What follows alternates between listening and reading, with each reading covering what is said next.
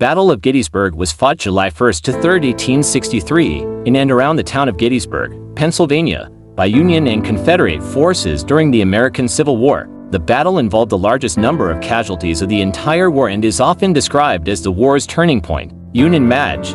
Gen. George Meade's Army of the Potomac defeated attacks by Confederate Gen. Robert E. Lee's Army of Northern Virginia, ending Lee's attempt to invade the North.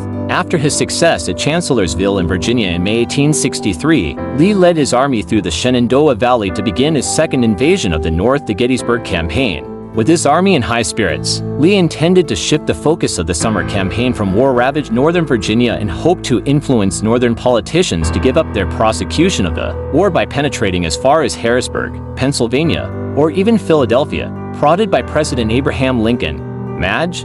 Gen. Joseph Hooker moved his army in pursuit, but was relieved of command just 3 days before the battle and replaced by Meade. Elements of the two armies initially collided at Gettysburg on July 1, 1863, as Lee urgently concentrated his forces there, his objective being to engage the Union Army and destroy it. Low ridges to the northwest of town were defended initially by a Union cavalry division under Brig. Gen. John Buford, and soon reinforced with 2 corps of Union infantry. However, 2 large Confederate corps assaulted them from the northwest and north, collapsing the hastily developed Union lines, sending the defenders retreating through the streets of town to the hills just to the south. On the second day of battle, most of both armies had assembled.